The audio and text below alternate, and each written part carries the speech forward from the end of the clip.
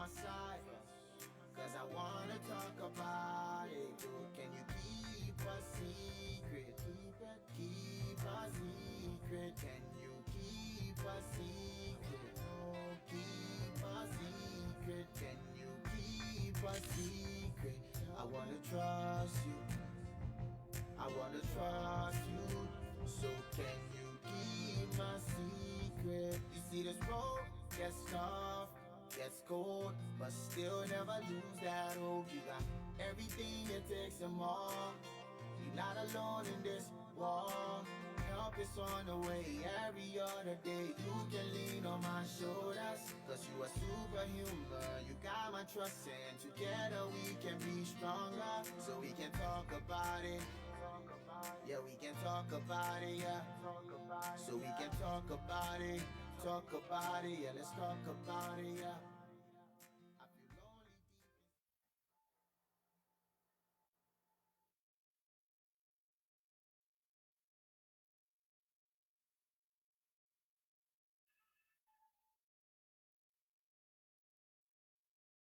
Hi, everyone, and welcome to SciCast Diaries. Can you keep a secret diaries? My name is Juanita Headley. I am a New York attorney and the founder and CEO of Changing Cases. You are listening to a set of discussions dealing with the issues of human trafficking, child abuse prevention, global challenges, and of course, knowing how to respond to the question, can you keep a secret? Over the following weeks and months, I'm going to take a look at some hard hitting topics with a view to educate, empower, and inspire you to change the way that you think, act, and respond to better safeguard the children in your world. Stay tuned until the end of this show, where I'll share with you how you can get a copy of my new book, Can You Keep a Secret? How you can join our weekly Zoom meetings, download our podcasts, and for you to have your questions featured on future episodes of this show. Today, I'm really excited to share that we'll be speaking with an amazing individual, Patricia McCormick. Patricia, thank you so much for being here. Juanita, I am so happy to be with you, meet you in person like this. You are a force of nature.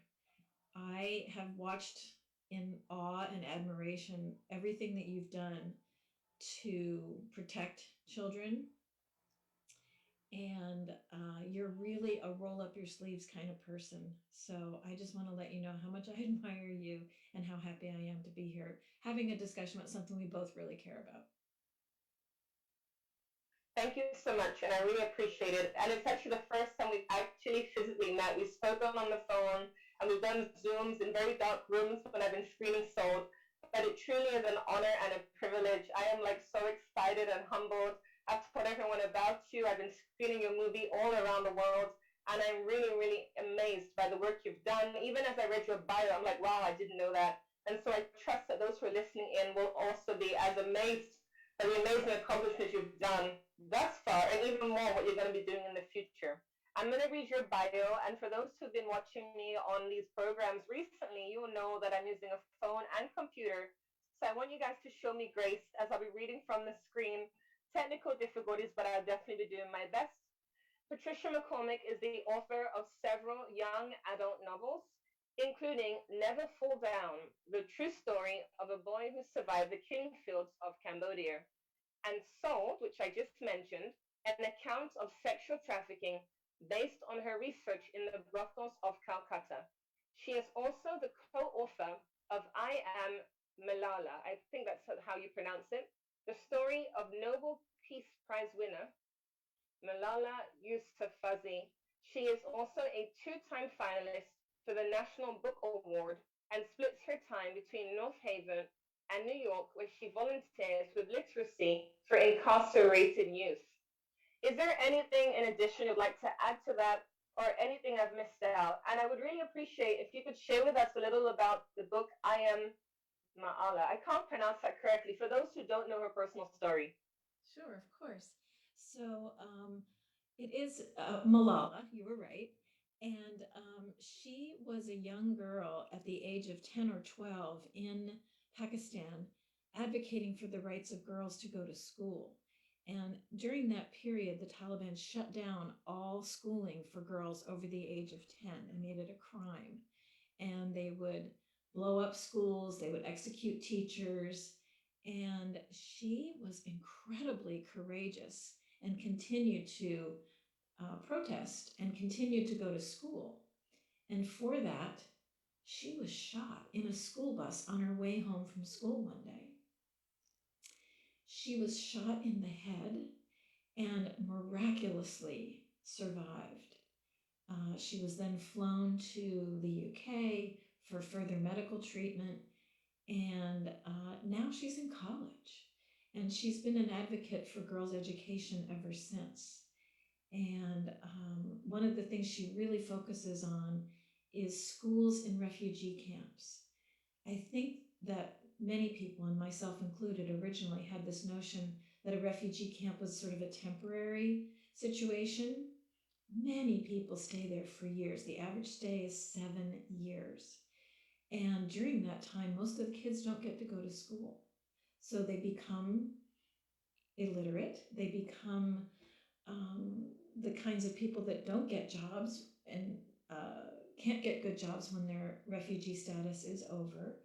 And she thought that, that's when a lot of them turned to extremism. So by getting schools into the refugee camps, she's creating peace all over the world.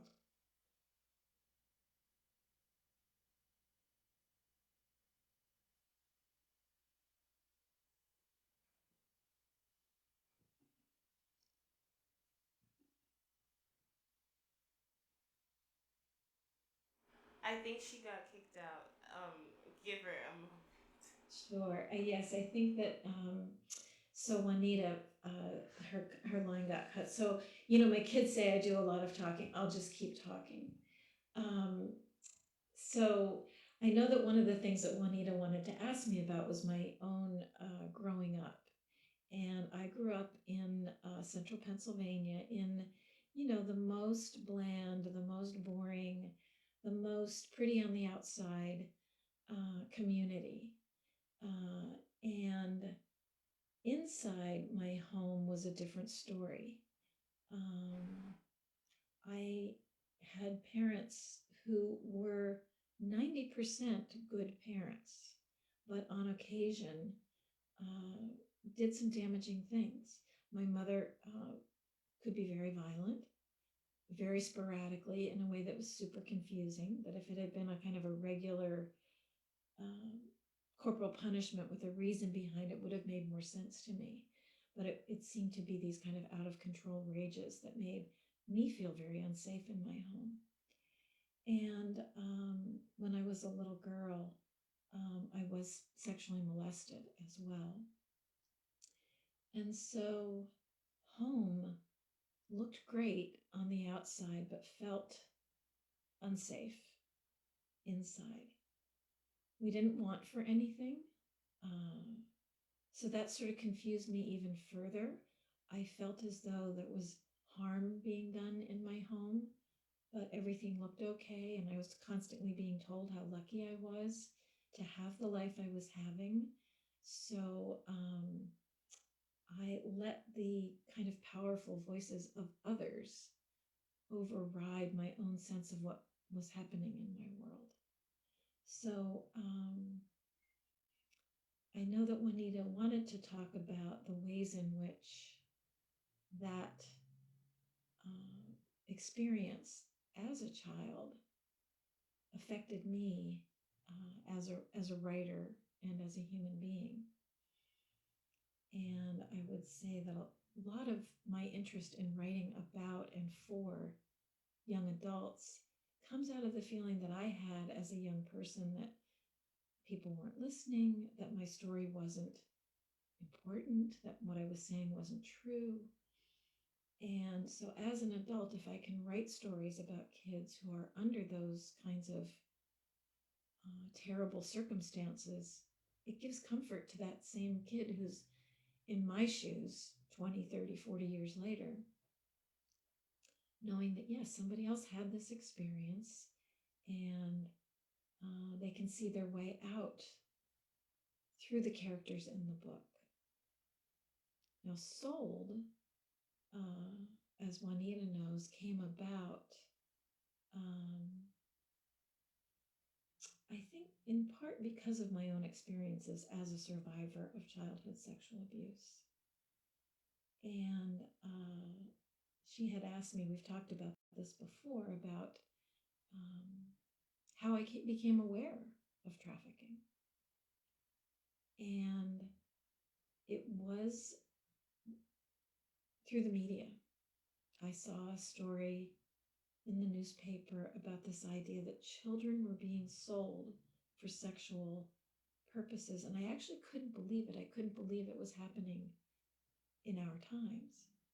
And the journalist had done a great job describing the problem and giving statistics. But I felt that what was really needed was the personal story of one girl, the story from the girl's point of view. And that is what led me to do the research that I did in Calcutta. I am not like this super intrepid foreign traveler, investigative reporter. I was pretty much, a stay-at-home mom who had a writing career while the kids were at school. But I felt so moved by what was happening to these girls that I thought, I've got to go there and report and ask questions. And I also, I think, had the humility or the good sense to know that I didn't know what their experience was like growing up in India. It certainly wasn't anything like my experience growing up as a white woman in central Pennsylvania. And so to try to render that story accurately and sensitively, I felt like it was my job to go and spend a lot of time there.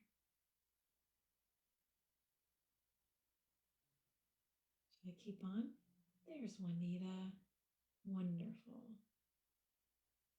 Thank you. And sorry, guys, I had technical difficulties. I had a Zoom this morning, and therefore my battery died on my hotspot. There's no Wi-Fi here, so I'm using a phone. And so I may end up losing signal at some point. If that does happen, I will be right back in the room.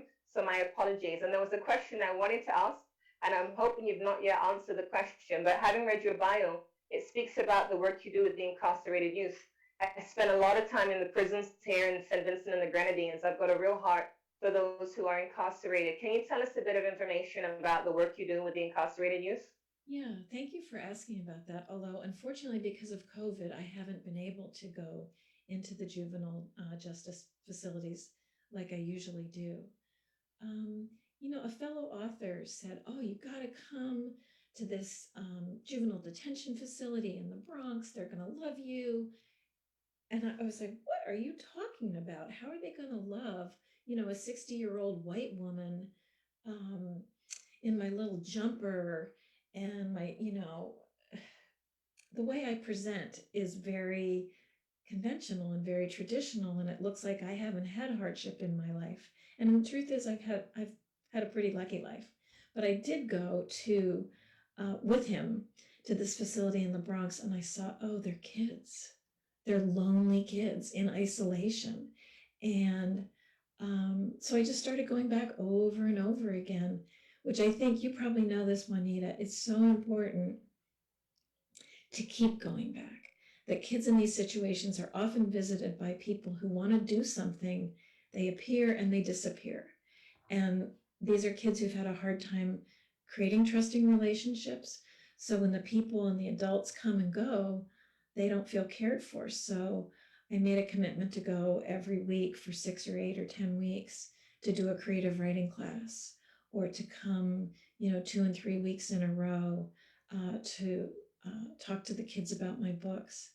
And it's the most satisfying work I think that I do, because they're not what people think they are. They're wide open and vulnerable and young and hungry for good adult attention. So I feel really lucky to be able to do that work. And I think it's really inspiring and amazing that you did that. Of course, many other times when we involve ourselves in various ventures, we maybe think that I'll try it out and see how it goes without realizing that in fact you may truly enjoy it and you're able to make a tremendous impact in the lives of people. And for me, when I think about those who are in prison, I see them as people who've made mistakes, who've made certain decisions for various reasons. And I believe in prison and jail time and rehabilitation. But I think we have to understand that some of these people who go in, with the help that is available there, with the support, they come out transformed people. And even I know some prison inmates right here in Simonton and the Grenadines, in the two prisons, some of them write me letters, some of them telephone call me, and some of them are now out of prison.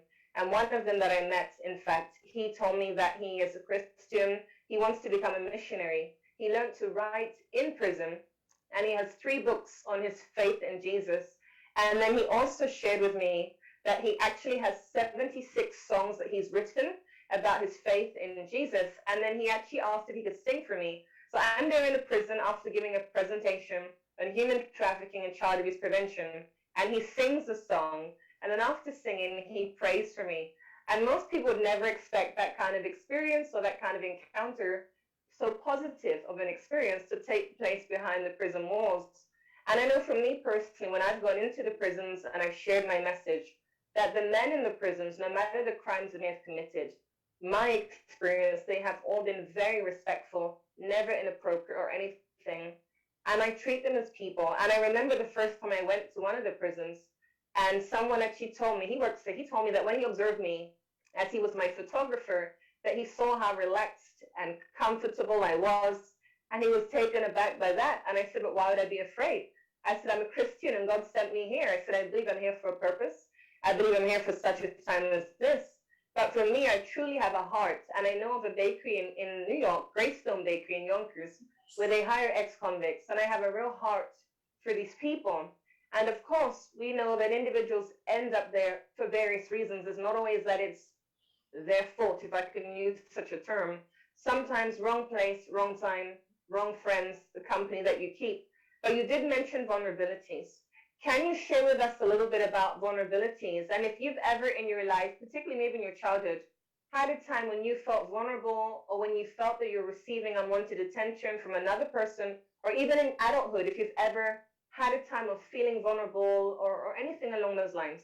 Mm-hmm. Juanita, I just want to add one thing to what you said about working with incarcerated people. I find my experiences with them that they are more respectful than the average person, more polite.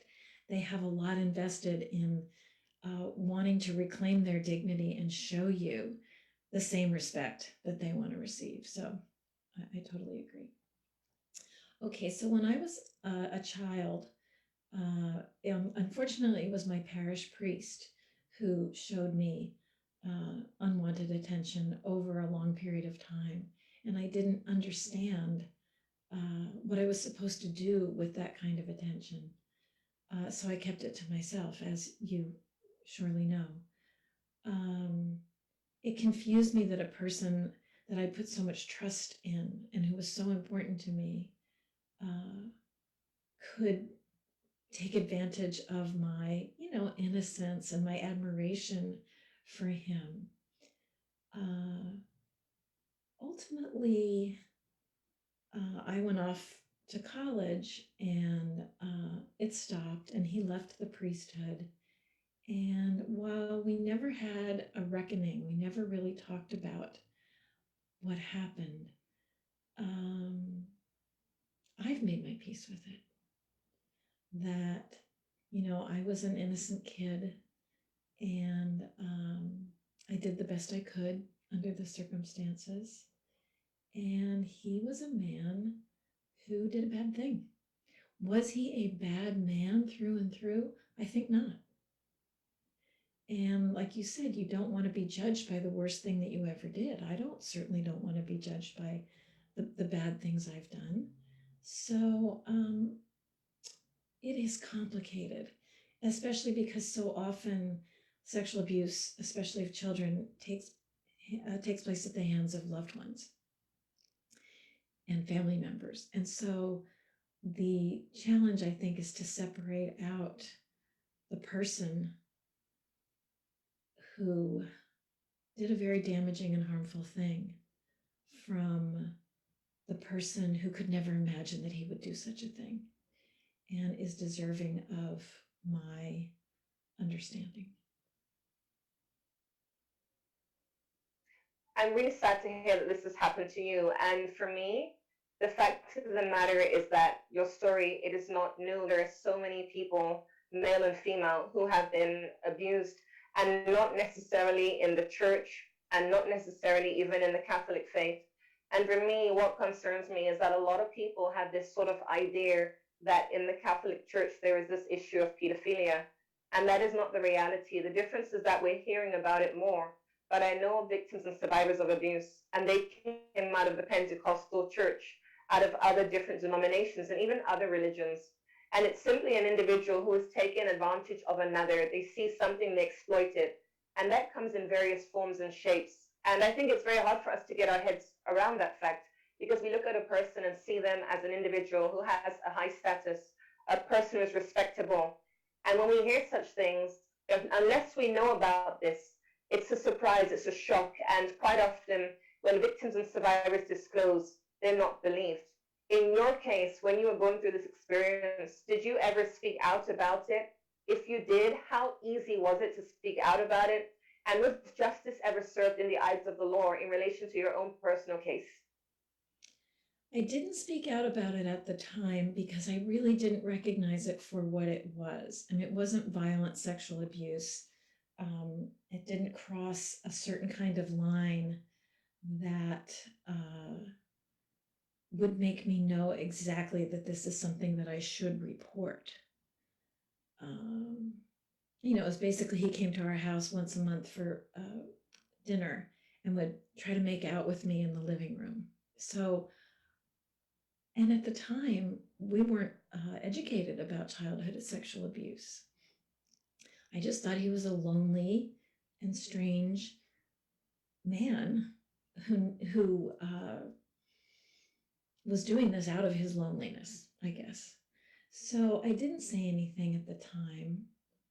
Other people would comment on and say, he really seems interested in you. And I actually defended him because I admired his intellect so much. Later in life, I did tell my mother, and I did tell others, and I did actually write about it in the New York Times. When I told my mother, she would not believe it. She just kept saying, oh, not Father X. And no, not him, couldn't be, not possible. And so I let it go. And I tried it again a couple of years later, and it was as if I had never said it the first time. Oh, no, that can't be true, not Father so-and-so. And I realized that she just could not tolerate this information. She could not accept it in. And I didn't need to get comfort from her at that point. That I had gone to other people in other places, and I had a sisterhood of survivors who gave me comfort. And so her response wasn't the one that was going to make or break me. Do you feel that that experience shaped your life? Is that one of the reasons that it led you into becoming a writer? And I say that it led, meaning, was that one of the reasons that you decided to venture into writing, particularly when it comes to soul?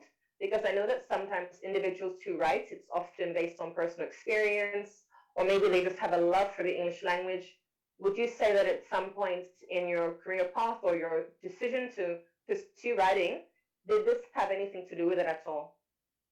I think so. I think it was one of a number of factors in my growing up. I was a lonely kid, and my mother was erratic, and my father was distant. And then this experience with the parish priest, all combined to shut me down, to quiet me. But I was a writer. I was always somebody who was sitting and writing in my copybooks. And that was how I thought. And that was how I figured out who I was. What I didn't know was that you could make a career out of being a writer. And I first became a reporter, which was extremely satisfying. And it was just the kind of thing that you described, that using that voice and that perch to investigate wrongdoing and bring innocent people's stories forward and to help to be part of change. That was a really powerful experience for me. As I became a magazine writer and then started writing fiction, I always knew that I wanted to write serious pieces. I wish I would have written Harry Potter. I wish I would write about vampires and things, but I am very much drawn to serious topics and to using my perch as a writer to explore those things. And so with Sold, yes, you're right. I wasn't consciously aware that I was interested in this topic because of my own experience. You know how you're just drawn to something, you just have to do it? I don't question those urges anymore. I go with them. And so even though my experience isn't nearly as violent or damaging as what happened to the girls in the book, I could relate. I really could. And I think I brought some of my own emotional life to those characters. So I'm curious, I really want to ask, who is your favorite author, and do you guys go to like author groups and stuff? Because for me, my favorite author, or one of my favorite authors, is Jodi Picoult, because I find that her books, she touches on really controversial topics. She has a book to do with a homosexual couple, I believe. She has a book to do with a person whose heart is given from a murderer. She's got a book about a high school shooting, and her books are really well written, and I find that they come to life. Because for me, when her book has ended, I'm really sad, like it's over already. Who's your favorite author, and do you guys hang out in groups? I know that might be like a really ridiculous question, but I'm really curious to know. Do you go to like the author groups? All the famous authors hang out. Just really interested to know. I share your love of Jodi Picoult. I think that she does a masterful job taking on contemporary issues in fiction. So my favorite author is Tobias Wolff, who's, I don't even know, 70, 80 years old and lives in Syracuse, and I've never met him. But I do have some author friends, and thank God they have really gotten me through painful stretches where the writing wasn't going well. So Rachel Cohn, who's a young adult author, and Elliot Schrafer, who's also a young adult author. Um, Rachel lives in LA now, but they both lived in New York. And we did get together for lunch. And it was like our, water cooler moment. Since you work at home by yourself, you don't have coworkers unless you seek out other authors. Another author friend, A.M. Holmes, who was first my teacher and then became my friend. And I don't know if it's all that glamorous. And I'm a pretty shy and pretty, I'm not a big joiner of things. I like to do my things more independently. But it's the best career for me. It is really a great life for me. What would you say has been your greatest motivation? Of course, I know you love writing. You've got to love writing to be an author. But what is your greatest motivation? My greatest motivation, I think, is to really put myself in somebody else's shoes, to really wear that experience for the year or two that it takes to write the book and to get it right, to ask all the tough questions and all the stupid questions that you need to ask to kind of impersonate somebody else and bring their story forward. It's kind of a thrill. It's kind of like being an actor. It's kind of like having a superpower that, you know this, Juanita, from your own writing, that you sit down in the morning and there's nothing there. And you spend a couple hours at your computer, and by the grace of God, there's something. There's 500 words. There's a scene. There's a dialogue. You create something out of nothing. How did you first become educated on the topic of human trafficking? It was because I read a newspaper article about the issue, and I saw very clearly that this was something that I was drawn to get involved in some way. And the reporters had done a great job with the statistics, but I really thought somebody needs to write this from the girl's point of view. So that is why I kind of impersonated that person in my book. And of course, Sold is a huge hit. We have the movie Sold, and I've not yet read the book. I hope I'll get the opportunity, but I've seen the movie a million times. Where did the name come from? I'm sure it's self-explanatory, but where did the name come from? And how did it all come about? Did you go to Calcutta? Did you see something on the news and say, I'm going to India next month? How did it all come to fruition? You know, it was one kind person after another helping me. I started saying I want to write about human trafficking. Of course, this is years ago when it was not in the news. And people would be like, what? What are you talking about? What's that?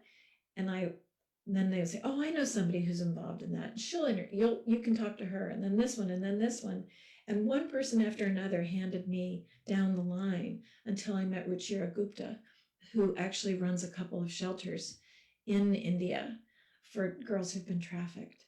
And I knew that I had to go there. I knew that my own upbringing was too limited to try to render the experience of a dark-skinned girl in a country that is very foreign to me and do it with any kind of authenticity if I didn't go and interview girls and see what color is the dirt and all those very specific things that you need to not just be somebody who's like a flyby. You know, you drop in on someone else's pain and you leave.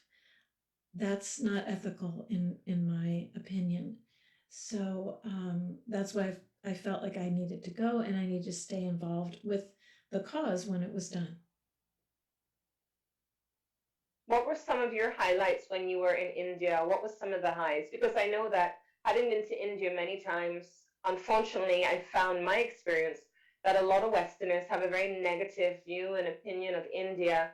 And I can understand some of the reasons why, but I believe that India has a lot of great things about it. I absolutely love it. In my opinion, it's the best country in the world, despite the challenges that we have with gender equality and incest and all that kind of stuff.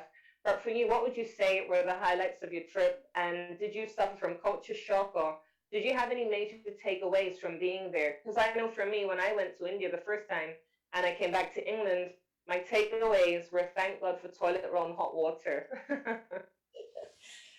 You know, let's say this for India too. There are many, many countries in the world, probably every country in the world has a human trafficking problem.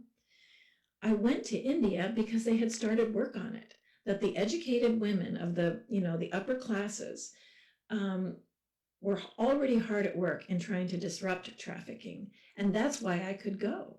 And India and Nepal were countries that allowed me to see their dirty laundry. Do you think that we would appreciate that in the United States? Some reporter coming from India to look at our worst secrets? I don't think so. So I will say that India has an openness that really surprised, impressed me, and allowed me to do the work that I did.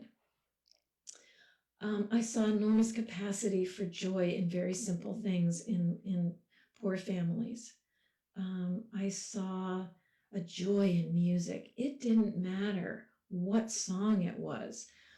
One of the high points of my life was when I was in a little tiny village way up in the Himalayas in Nepal, very poor, and somebody brought out a boombox and we all danced.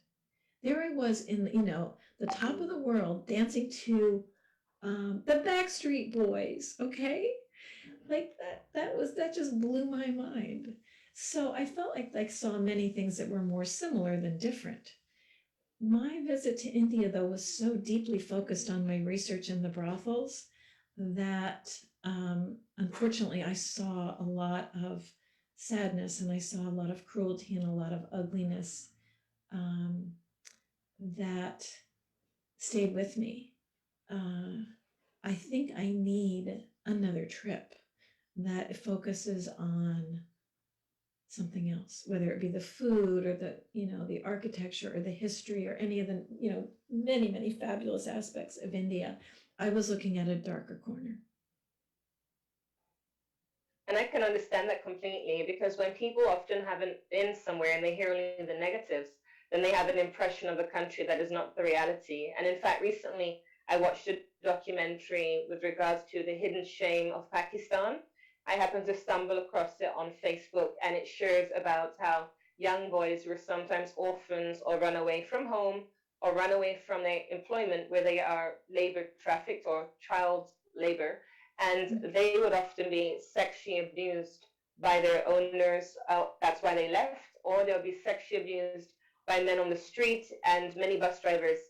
And I watched this documentary, and for me, when I see something on the internet or a movie where it's to do with a person being victimized, especially sexually, my heart goes out for them. And I travel a lot. I've been to 38 countries thus far. And when I saw the documentary, I was like, I need to go to Pakistan. But the problem is, it's so full of males compared to India, where you'll see women on the streets. In Pakistan, watching this documentary, you did not see any females whatsoever.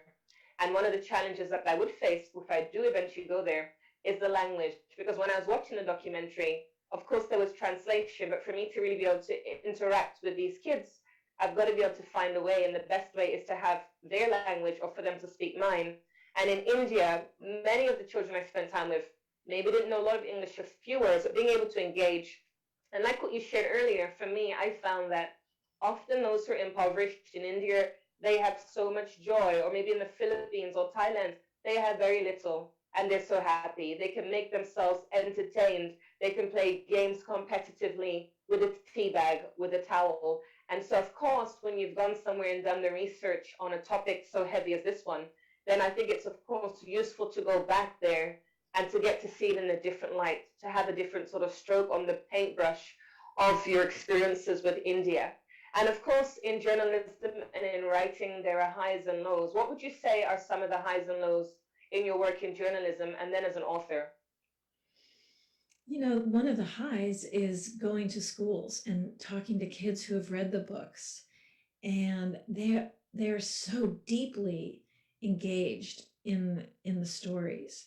And the idea that something that I made up here at my desk is in the heads of children all over the world is amazing. What a privilege that is. So that's really one of the great highs. Another great high is having those kids challenge me and say, well, why'd you have this happen? Or I didn't like that ending, or whatever. To me, it's a moment where they see themselves as collaborators in the story, and they want to let me know their opinion, and they see themselves as equals in that moment, that I'm not like this author person from out of town or this person who's not relatable. They just jump right in and challenge me. That's pretty thrilling. And like you, I've gotten the chance to travel a lot because of my work, and that is a great thrill. And you know, you were talking about Pakistan. I was in Morocco not so long ago, and I experienced just what you described about being in the market, and like I look around and it's all men and young men. And I was pretty invisible to them. I don't think it was like, oh, there's a white lady from the US. I don't think they really cared one way or the other. In fact, that feeling of invisibility is in some ways worse, because you really feel powerless and you feel really unseen. So highs and lows. The highs have been about people trusting me with their stories and telling me things that they've never told anyone else. A mother whose child died in a drunk driving accident, you know, she told me she went to the trial of the drunk driver with a knife up her sleeve, that she was prepared to hurt him. And she never told anybody that. And she was prepared to have me put that in the newspaper. She wanted people to understand the pain of losing your child and that it makes you crazy. Just all kinds of things that people trust you is really the high.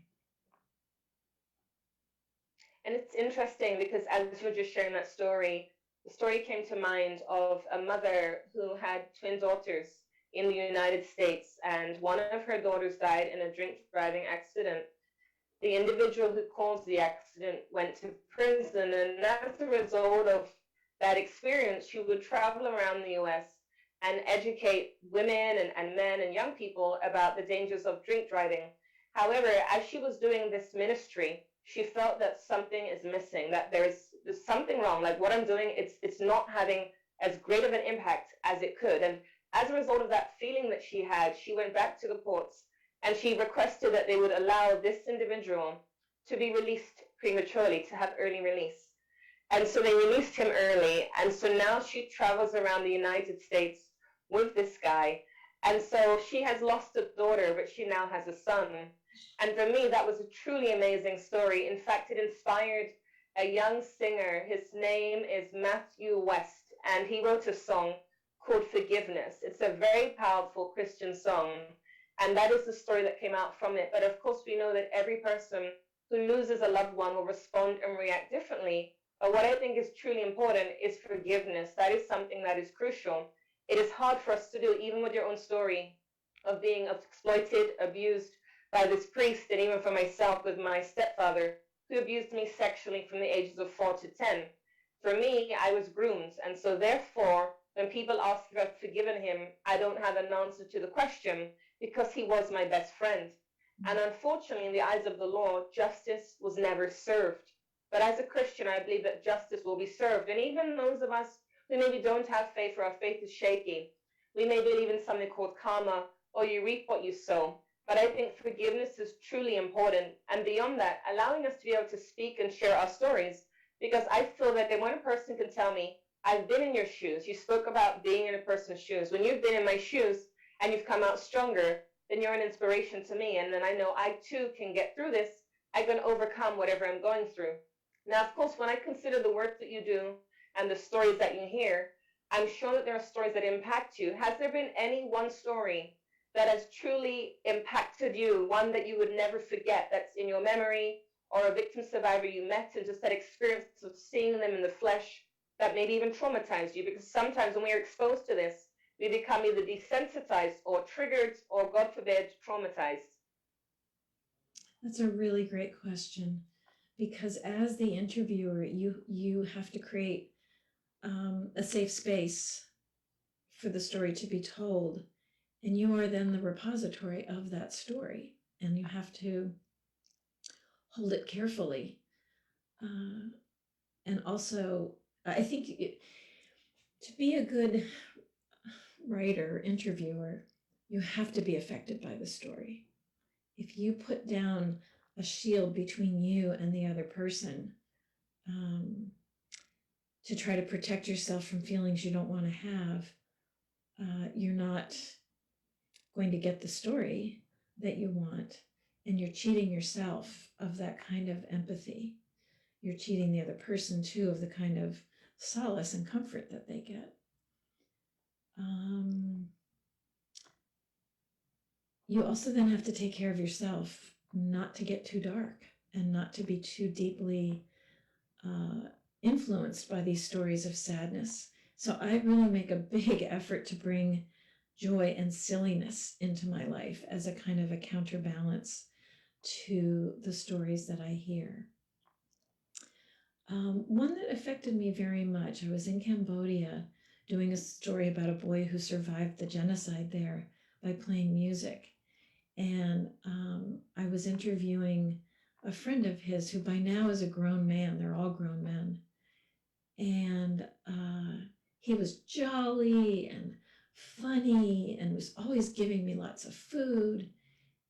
And then I saw him go around the corner and just weep. Just his whole body shook. He was crying. And I asked him, I had an interpreter, what's wrong? And he just said, I never thought anyone would care. He actually said, I never thought a white lady from the United States would come here and hear my story. And that really affected me because of the loneliness and the sense of shame that the survivor carries. And that the simple act of listening is such a comfort to people. If we make people who've been harmed, if we harm them further by making them feel untouchable, that's really wrong.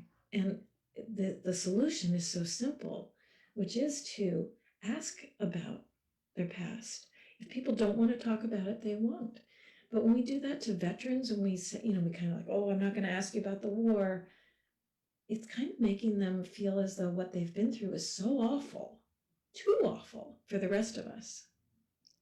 Those of us who've been lucky enough not to have to go to war or not to have had those experiences, I think bear a responsibility to witness for those who unfortunately have. And actually, from what you were sharing there, makes me think about how I recently was in a meeting and somebody was sharing their own story. And what they shared, it sounded unbelievable. It sounded fictitious. And despite their strong Christian faith, and despite the fact they didn't go into details of the abuse, myself and at least 3 other people who I communicated with, we were all traumatized. And when I was speaking with somebody thereafter, they said maybe it's the way in which they shared that it affected you guys because you've all got some form of past in relation to abuse or domestic violence. And I feel that it's important to be able to engage and educate people in a way where they're going to leave uplifted, inspired, empowered, rather than paranoid or fearful. Because although the messages come across, you've created fear in people, and we know that fear is not going to help, it's not going to protect. But I believe that education is important. As the Bible says, people perish for lack of knowledge. Knowledge is power. And so I think it's really important for people to use caution and care, because even when I share my own story, the details are not necessary. I only share what is necessary to get the message across so that other people can safeguard their children from the same kinds of experience. But I'm interested to know, have you ever had a sleepless night? Has there ever been a time where you heard a story or read something and it simply affected you in a way where you were distressed or emotional or just couldn't get it out of your head? Because for me, I feel that I've become desensitized to most of these stories. And I remember reading a book by Nita Bells, In Our Backyard, who'll be coming on the show in a few weeks. And when I read her book, it transformed my life. Rachel Moran's book, Paid For, also changed the way that I think about prostitution. But when I read Nita Bells, the reason I was so impacted is because there were 3 stories about boys and men being exploited. And because I don't hear about it enough, it really affected me. And I actually would go around, let's say if I'm in a restaurant or if I'm out and about, I was in DC at the time, I would almost have my antenna on alert to see if a person looks like they're being exploited. And I was in a restaurant, it was an Asian restaurant, and there was an African guy there. And we started talking because I thought he could be a trafficking victim. And I had just read Nita Bell's book, so I gave him my number and he called. But truth be told, I'm not sure if he was a victim, but I think he had a crush on me, and I wasn't interested. I was just trying to help him. I wasn't going to go in and rescue, but I was just trying to help. However, I remember reading a case on the internet of a group of young children in the US who were being exploited, and how they were almost sort of baseball cards with their pictures and the sexual activities that they would perform. And so these various cards were there. And I remember sharing the story to some people at a church in Trinidad. And why I share the story is to get people to understand how this may look. And what affected me the most in the article was that it said that they taught the children how to engage in performing sexual services with males. And they would do that by smothering honey on the male's genitals. And when I shared this story in front of the room, I started crying. And because of the abuse I went through, I'm desensitized. I'm almost robotic. My only emotion is anger or happiness. And I cried. And I remember standing in front of the room and I was like, I don't normally cry, but I'm crying. So it's good I'm crying. And then even recently, there was a case as well, which truly affected me. And it was not because of the perpetrator, which was a man from Pennsylvania. I think his name is Gregory Dow, who came over to Kenya or Uganda, I think Kenya, built an orphanage and was sexually abusing 4 girls. One was aged 11. That part is what I hear often. So I wasn't sort of traumatized by that or upset by that. But what bothered me is that his wife, who was with him, would take these 4 girls to the health clinic to get the implant. And to my knowledge, the implant lasts for 3 years, which means for 3 years, they have no chance of getting pregnant. And when I read that article, I didn't burst into tears, but I was so angry and infuriated. I made a podcast the same day, and I told everybody about the article because I was so angry. Has there ever been a time where you've been so outraged or cried or not slept because of something you've read or seen or heard? You know, that's fascinating, Juanita. I go back and forth the same as you. There are times when I feel like, what's wrong with me that I am not feeling more sadness? I definitely have access to feeling anger, but sometimes I'm like, this should be heartbreaking. Why am I not crying? And I still don't have the answer to that. I feel as though I did sort of cry myself out at a certain point in my life, and that anger, behind anger is a certain energy. There's a certain power to do things. And maybe I've decided to put anger on as my armor over top of that sadness. I don't know if that's the case or not. But then there are times, when I hear an individual story and my heart just squeezes. It's just a physical reaction to the intense suffering of someone else. So let's see. When I came back from the trip to Calcutta and Nepal, it was November in New York, and everybody was doing their Christmas shopping. And it was just such crazy consumerism and kind of a manic happiness. And I just felt, you guys, you just don't know what I just saw 2 weeks ago. What you're spending on wrapping paper could feed a family. And I got really out of step with my own world here.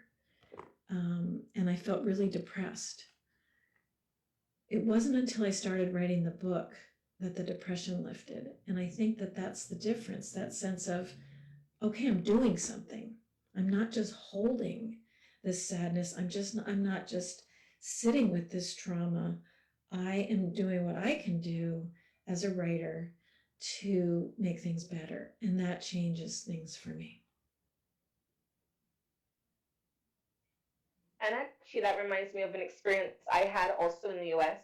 I'd come back from Asia, maybe India, probably India. I'd come back from Asia and I was at the doctor's or hospital or something like that. And I was sitting in the waiting room.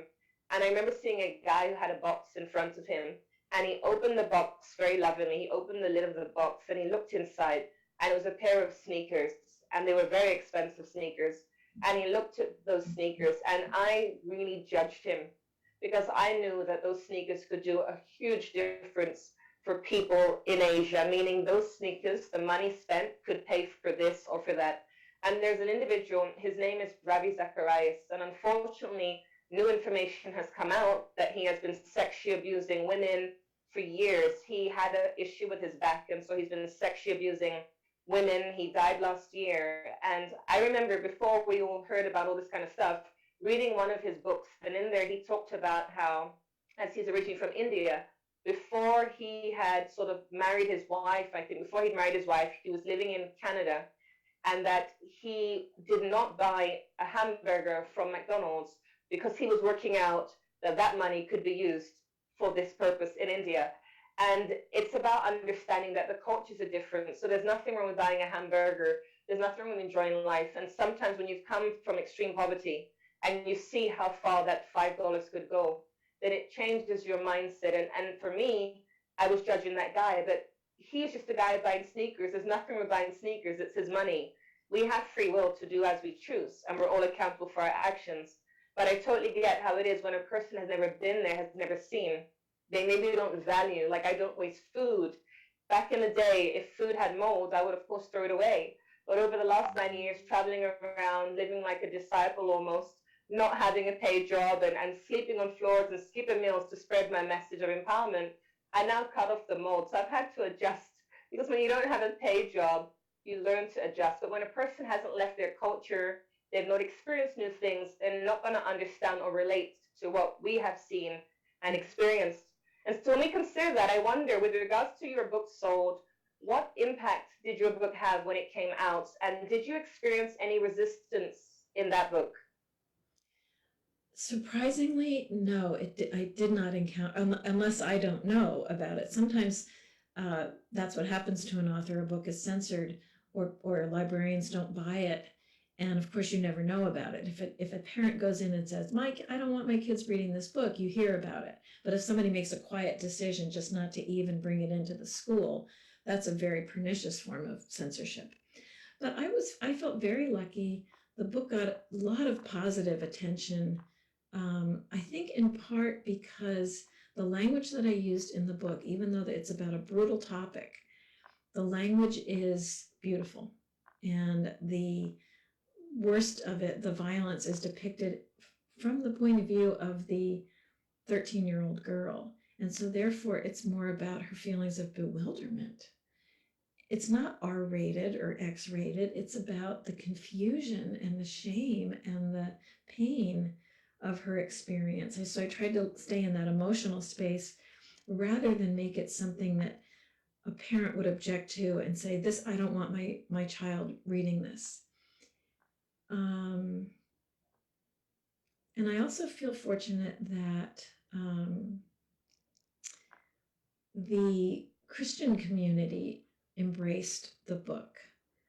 And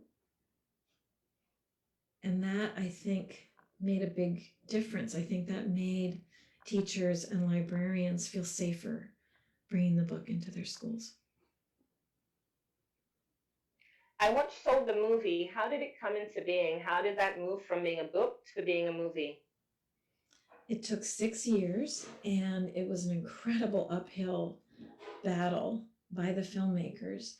They put a lot of their own money into it. They certainly put their heart and soul into it because they knew it wasn't going to be Captain America. It wasn't going to be a blockbuster. It was going to be the kind of movie that people went to see because they felt compelled to learn about this. They're wonderful people. They asked me to stay involved with the movie project, and I did to a certain degree, but also to a certain degree I said, no, it's yours. I don't know how to make a movie. I know how to write a book, so I'm going to stay out of your way. And I'm deeply pleased with what they did. I cry every time I see that ending, which is not the same ending as the book. And I'm in awe of the fact that they got it done. I'm in awe of the fact that it's on Amazon and that teachers can bring it into their classrooms or church groups can bring it in. And I think it's a wonderful thing because books are hard.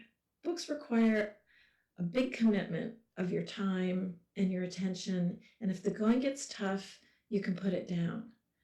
A movie is a much smaller commitment of your time, and it comes at you in a way that you are almost forced to reckon with. And I think it's a really powerful tool for getting the message out in a way that a book just isn't. And actually, what you said is so true, because for me, I've had the opportunity to screen Soul the movie in multiple countries around the world. And it has been a great honor and privilege to do so, because for me, I feel that everyone is impacted by these various topics in different ways. One article will affect me, it will not affect you, but with the movie, it's a great way to get people together. And every movie screening I have ever done, it is not just about entertainment. I'm all about education and empowerment.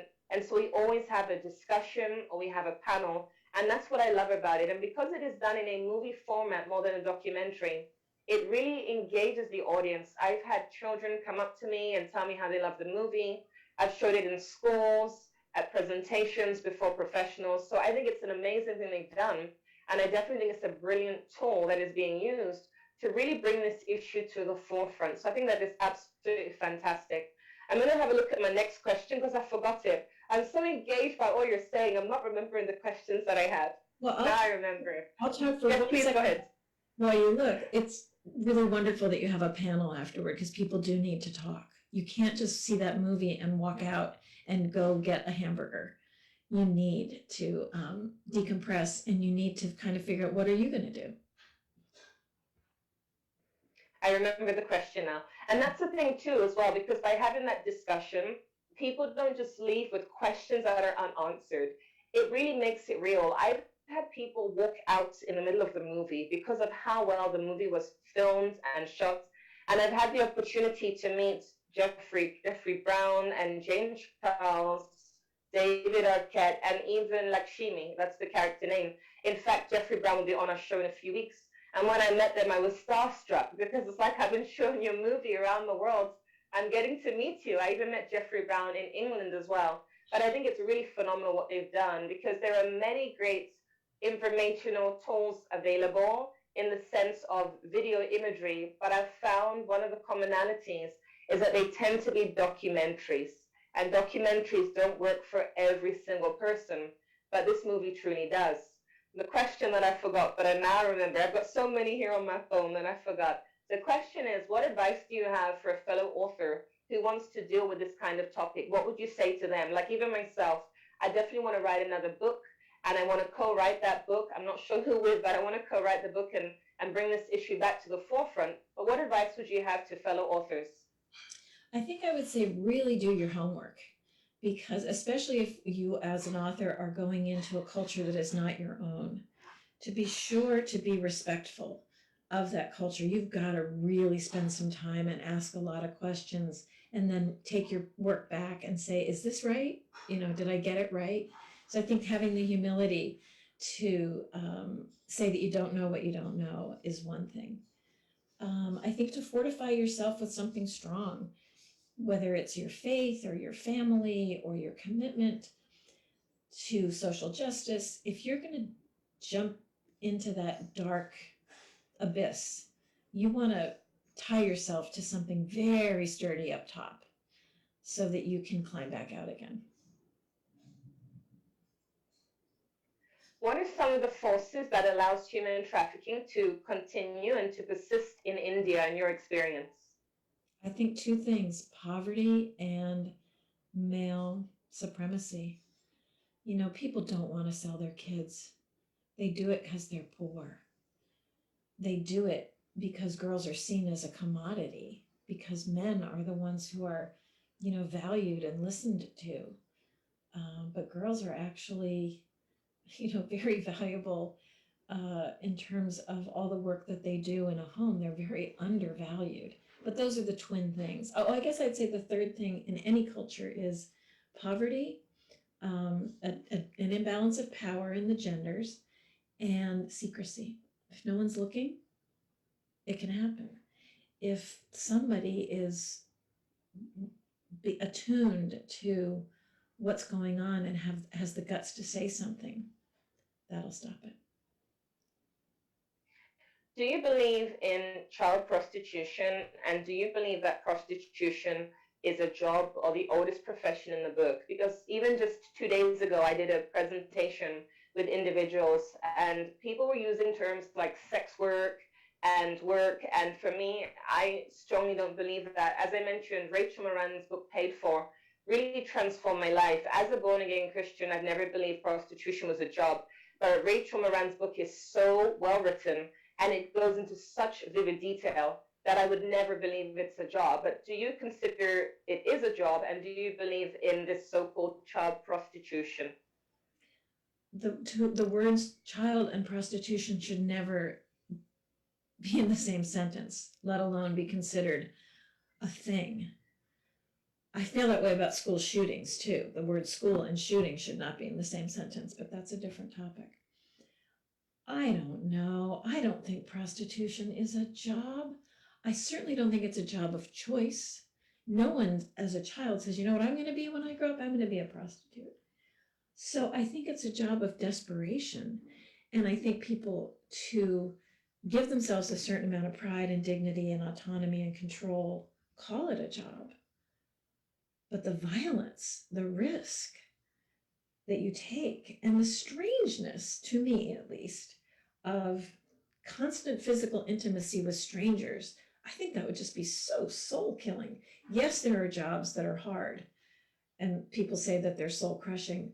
God, I can't think of something that is more soul-crushing than constantly making yourself physically intimate when there's no emotional connection.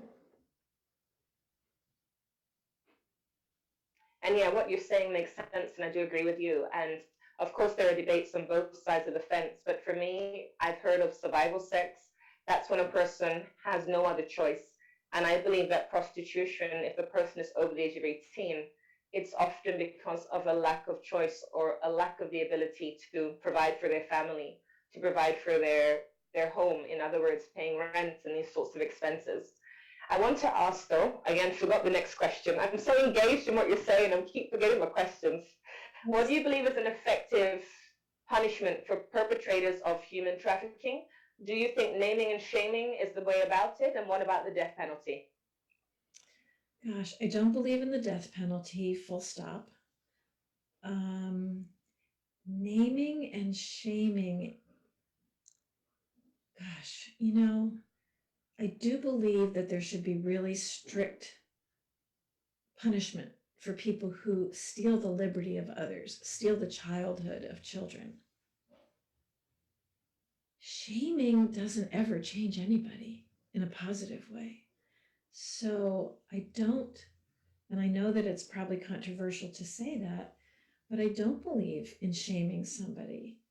I believe in punishment and I believe in accountability, but a person will never step up and be accountable through shame. I think education and an understanding of the real harm you've done, the real damage you've done, may lead to accountability, may lead to contrition, but I don't think shaming ever does. That's just my take. Would you say that your views are as a result of spending time with prison inmates? Because even as you said yourself, that they showed you a lot of respect. And it's quite interesting for me. I had an experience recently with a group of professional males. And of course, there was a lot of testosterone in the room. And because of that, there was a lot of joking, a lot of humor. And it was very difficult for me as a presenter to go through my session without the constant interruptions. And honestly, it was quite irritating. Whereas when I was in the prison, they listened, they showed respect, they asked questions. And I recall, in fact, that there was an individual in the room who was very quiet at the back. And I later heard that he'd actually beheaded a woman. But I didn't know that because all I saw were people in the prison. Would you say that your experiences, having spent time with prison inmates, is why you feel that way? Or that's just simply the way you've always thought and the way you always think? No, that's an evolved opinion, in part from spending time with young offenders. I came from an Irish Catholic background. They're big into shame. They're big into blame. They're big into holding grudges. And so that was an opinion that I came to on my own.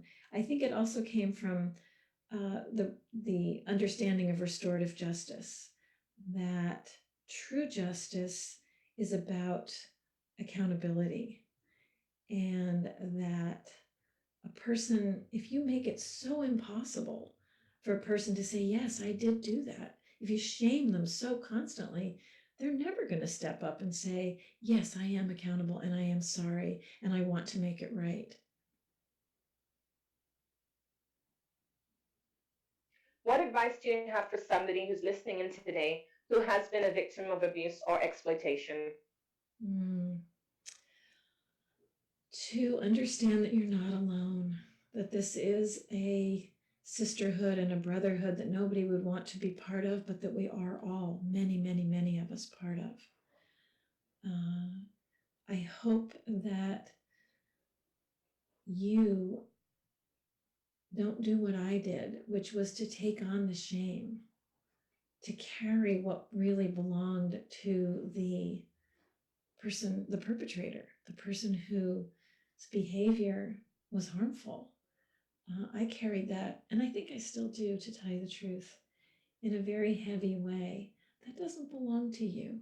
That you were innocent, no matter what the process was that led to the experiences. So often victims are told that they're responsible. They did this, they wore that, they put themselves in this position, this place, this time, they drank too much. That never excuses rape or sexual abuse of another person. So I would hope that people would be able to, in this climate, in this era, be able to accept blamelessness. What is one thing that you wish you could do, but you cannot at this current moment in time? I wish I could go out to dinner. I wish I could travel to see my daughter who lives in California. I'm in New York. What do I wish I could do? Oh gosh, I wish I could make my involvement in the world of social justice more direct. You know, I would like to be able to do something more hands-on in the refugee community. And the fact of the matter is, right now, that's not possible. And with my language limitations, I don't have much to give. So, you know, somebody once taught me a long time ago, what you do with your money is a reflection of your spirituality. So if I can't right now do those things, I can decide not to, you know, buy another sweater and contribute that money to a place that will do good with it. I can inform myself about racism. I can work on my own implicit biases. I can challenge my friends to look at the ways in which our behavior is informed by the racist society that we grew up in.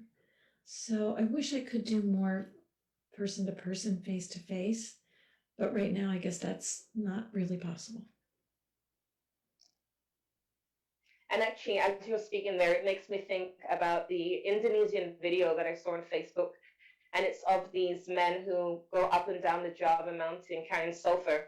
And as a result of an absence of personal protective equipment, like appropriate masks, they end up getting very sick and dying very young. And when I saw that video, I was really moved by it. For me personally, I'm really touched and affected by stories of sexual abuse and sex trafficking because I too was a victim sexually. And so when I hear about labor trafficking, it doesn't move me as much. But this video truly transformed my life. And I went on the donation page. It was a crowdfund. And I looked at it, and he was only asking for people to donate $1. But I said to myself, if I donate $1, crowdfunding is going to get a percentage. They won't get 100% of the money. The guy who went over there and filmed, he has his expenses too. And so I said, you know what? I've been to Indonesia before. I'm going to go back to Indonesia at some point. And when I return, I'm going to go to Java. I'm going to go to the mountain, look for the guys from the video, and give them PPE equipment. And even though I'm currently volunteering, I call it volunteering, but living the missionary lifestyle, serving people without any charge for my presentations and talks, I asked myself the question, how exactly do I intend to do that? I don't have a paid job. I give my talks free of charge. How am I going to do this? And I said, well, I don't have an income. And I keep asking for donations. People are sick of me asking. But I have a book that I sell. And I said to myself, 60% of the money is going to be used for building safe houses in the Philippines. 40% remains, but I can take an extra 10% and use that. So now I'm giving 70% of profits to charity, only getting 30%. And I said to a friend, before you know it, I'll give away 100%. Because for me, I believe no matter how empty your bucket is, you can make a difference in a person's life. And I'm sure you've seen that in India. They have very little, but they're able to be a blessing to you. When I was in India, people would buy us drinks and give us food, and they're living in the slums. And so I encourage people to consider, no matter how empty your bucket is, what can you give from your empty bucket? Because even if you're living in a community, money is an issue, but you have an extra bag of rice. You have 2 bread loaves. In the Bible, there was a guy with a couple fish and bread loaves, and that transformed the lives of many people. They saw a miracle and they were well fed. I want to ask, though, before we bring this show to an end, do you have any new books on the horizon, and what are your future plans? You know, I'm trying to write a memoir now, and I'm finding it the hardest thing I've ever done. It's very easy for me to tell someone else's story, very hard to tell my own. And I am writing a newspaper story about a woman who was very famous in the United States for a picture, the Kent State shooting. She's the girl kneeling on the ground over the dead student. And I'm writing a story about her. Juanita, this has Thank you. been such a privilege and such an honor to speak with you and to go deep on some of these topics and to have the time to do that. So thank you. Absolutely. It's been an honor and a privilege. And like I said, even as I was reading your bio, I was like, wow, I didn't know that. So I've learned a lot of new things. And for me, normally I stick to the 30 or 40 questions, but I've just been going off on a tangent because I'm truly very inspired by all you have to share. And I can truly relate, having been to India, having met the crew and the cast from Sold. And so it really has been an amazing experience. This is like my fourth interview. I don't really know what I'm doing, but I think I tried my best today and it might have come out successfully. So I'm so grateful to have had you today, Patricia. I think you're a natural. I think you don't need your list of questions. You're too kind, and you're the second person to say that today, so thank you. So I hope I see you in person one of these days. Thank you very much. Most definitely. For this Absolutely. Day. Most definitely. And before you go, do you have any contact information for those who are listening? Maybe they want to get a copy of your book. Maybe they want to reach out to you. Is there any way they can do so? Sure. On my website, which is patriciamccormick.com, PatriciaMccormick.com. Thank you so much. And thank you for talking whilst I got kicked out. My phone battery died. I was trying to charge it. It wasn't charging, but we got here in the end. So praise God. So thank you so much for your time. It has been a privilege. I look forward to meeting you in the flesh in real life and getting my book and getting you to sign the copy of Sold as well. So thank you so much, Patricia. Thank you, Juanita. Take care. You're welcome. Bye. And for those who are still listening, I want to thank you so much for tuning in to Psychcast Diaries. I trust that the information has been useful to you. I believe that we all need knowledge, education, so that we are able to better safeguard the children in our world. For you to get a copy of my new book, Can You Keep a Secret? For you to be able to attend my weekly Zoom meetings on a Thursday, or to get my podcasts, please reach out to me, changingcases.org, changingcases.org. We all need knowledge and education to be able to better safeguard and protect the children in our world. Knowledge is power and education is liberation. Thank you for tuning in, and I look forward to seeing you all next week. Every other day you can lean on my shoulders, cause you are superhuman. You got my trust, and together we can be stronger. So we can talk about it. Yeah, we can talk about it, yeah. So we can talk about it, yeah, let's talk about it, yeah. I feel lonely deep inside, and I wanna talk about it. Can I trust you on my side? Cause I wanna talk about it. Oh, can you keep a secret? Keep a secret. Can you keep a secret? Keep a secret. Can you keep a secret? I wanna trust you. I wanna trust you. So can you keep